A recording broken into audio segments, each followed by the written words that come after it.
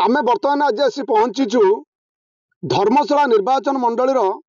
Rasulpur block रही। Rasulpur block जहाँ को आम कहते कि जो ओडिशार एक परिबा हब जहाँ को आम कहते परिबार जो उत्पत्ति स्थल जहाँकि राजधानी पर्यंत जोगाऊँगी जो बारवाटी परिबा हब से जो परिबार जो चाषी माने जो कृषक माने जो दपा नाल उपर निर्भर करती आम आज से दपा नाल जहाँ दिने स्थानीय चाषी मानक पई वरदान थिला आज ताहा किभली सेमानक पई दुस्वप्न पलटि से स्थान रे आसी आमे पहुंचीचु। आमे से दपा नाल उपर अछु जो दपा नाल दिने एई कृषक मानकु स्वावलंबी करथिला कृषि क्षेत्र रे तांको आगु नैथिला सेही दपा नाल आज आपण जे देखिबे मु आपन से चित्र मध्ये स्पष्ट भाव देखैया चाहिबी। हमर जे अछंती मोर कैमरा सहयोगी मु कहबी टिके देखैबे ये होची सेही दपा नाल जे दिने जनार्दन घाई ना परिचित होता जिते बन्या आसीला ब्राह्मणी रे से कौटी ना कौटी आप देखिए नठुआ जाबरा श्रीवंतपुर पाखापाखि गोटे जगह घाई होता से जो घाई जो भांगिला से पाखआख लोकंर गुड़ाए संपत्ति नष्ट करथिला गोटे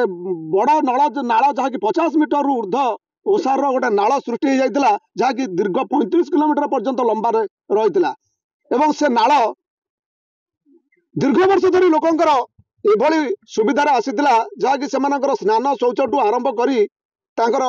चाष पनीपरिया चाष पर्यंत सबुतिर से पानी से ब्राह्मणीर पानी कार्य आसूला किंतु सरकार जितेबाला से जो घाई को कौन ना कौन कारण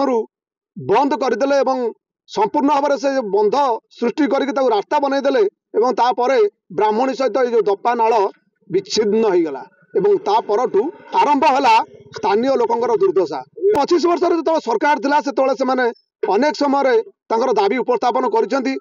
पूर्वतन विधायक जे रही प्रणव बलवंत राय आम अनेक थर देखीचु यही दपा नाल को नहीं प्रतिक्रिया थिला जे हाँ सरकार दृष्टि आकर्षण करुछंती किंतु सरकार परिवर्तन होला परे मध्य जो दपा नालर उभय पार्श्वर थिबा चाषी मानकर कोउट ना कोउट से दुर्दशा एबे मध्य परिवर्तन हेई नाही। तो स्थानीय लोके मध्य अछंती जे आमको यही समस्या विषय अवगत करथिले तांकठू पचारि बुझिबा जे ए दपा नाल तांको पई किभली दुर्भाग्य पाल्टिची तांको पई किभली भाव रे असुविधा सृष्टि करछि। कृष्णचंद्र साहू ए मानपुर मौजार आज्ञा देखंतु दपा नाल किभली भाव रे आपन समस्या सृष्टि करछि। हमर एटा नई चालीथिला ब्राह्मणी पूरा चालीथिला सेटा बंद बंद हो गला एटा दल व्यापी गला दल होगी आमर जो फसल फुसला आम करूँ पानी दौलू भल मंद कर फसल अमल करूँ पनीपरिया सी आठी हो पारना हाँ पानी पिया होता ये 15टा पंचायतर लोक गाधुआ पाधुआ सब करुले ये सब बंद हो गला ये दल व्यापिकी पूरा जीवजंतु साप माप दुनिया रही तेणु या निष्कासित करिली हाँ आमर फसल भल इनकम आमदानी होता यही गाँ गुई चरा माटी आम बिलबाड़ी पानी पशि जाऊला आम भल फसल अमल करूँ किंतु से बन्या सेटा बंद हो बंद हो दल पूरा व्यापी गला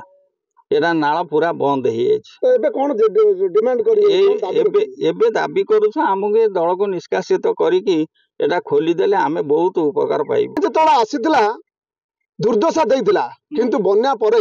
ए दपा नाल तंक पय आशीर्वाद पाल्टितिला। आम सहित से ग्रामर आउ जण मध्य बासिंदा अछंती जे कि ए दपा नालर पार्श्वर तांकर चाष जमी सब रही तांकर मध्य प्रतिक्रिया नबा आज्ञा टिके कहंतु किबळी भाबरे आपण ए दपा नाल द्वारा वर्तमान विपर्यस्त होइछन। आज्ञा मु श्री श्यामसुंदर पंडा मु एतिके कहबाकू चाहूची जे एटा आमर प्राय 15-20 किलोमीटर रास्ता दे नाली लगी ये नाल जो प्रथम होता से चाषी आ बहुत किसी डिपेंड करते जोटा कि गाधुआ पाधुआ करने सहित गोरु गाई पानी पीऊले दुई पर पार्श्वर जे लोक फसल फुसला करते से चाषी जीवन भी बची पारुला। आज दुर्भाग्यजनक जे नाल मुहर जोटा कि साप जीवजंतु यातायात कर लोक से देखु दल बर्तमान कौ अवस्था रही से नदी बंध देखला आमको दुख लगुच जोटा कि आम चली पारुनु आम बारंबार ये कथा इश्यू करूँ जे ऊपर लेवल रू आम जनाऊँ जे दल से पूर्व जो सरकार थिला जे नवीन बाबू तांको सरकार पीरियड भितर जे केतोटी जे फॉल्स बिल करी खाइछन्ती जे तांको निद ए पर्यंत भांगी नथिला मोहन माझी सरकार आसला भितर आम तांको थरे भी कौन गोटे लिखित आकार अभियोग करूँ आम धर्मशाला मान्यवर विधायक हिमांशु शेखर साहू एवं सी अच्छा भी आम अभियोग करुचु सी निश्चिंत आर दृढ़ पदक्षेप नेबे जल केमिति निष्कासन हम यातायात केमिति लोक ठीक पानी गाधुआ पाधुआ करेंगे चाषी भाई मैंने बचाक हेले उभय ए जो 15-20 पंचायत चाषी आउे डिपेंड कर फसल फुसला जोटा कि से फसल निश्चिंत भाव बचब जे दल निष्कासन हेले जे चाषी उपकृत हे कि लोकंर जे चाषी मेरुदंड भी भांगी जाऊँगी एणुक आम धर्मशाला मान्यवर विधायक को हाथ जोड़ी कहूँ सी ऊपर लेवल जनइले आमर आर पदक्षेप निश्चिंत नेबे जोटा कि मोहन माझी यार दृढ़ कार्यानुष्ठान कले आम आर उपकृत हेबु। मान्यवर मुख्यमंत्री तांको दुख शुणिबे एवं दपा नाल पुणी थरे पुनर्जीवित हेबो एवं पानी तादरे आसीबो एवं ये उपकूलवर्ती जो आखपाखरे थिबा चाष जमी निश्चित भाव में शस्य श्यामला हबो। आमे मु मो कैमरा सहयोगी कहबू से देखेबे जने चाषी बर्तमान आसुचंती परिबा बिकिकी बोधे बारबाटी हाटरू से फेरिले आमे तांकर मध्ये एटी चाष जमी अछि आमे तांकर मध्ये प्रतिक्रिया नबा जे आज्ञा देखंतु जदि एई जो दपा नाल पुनरुद्धार हुए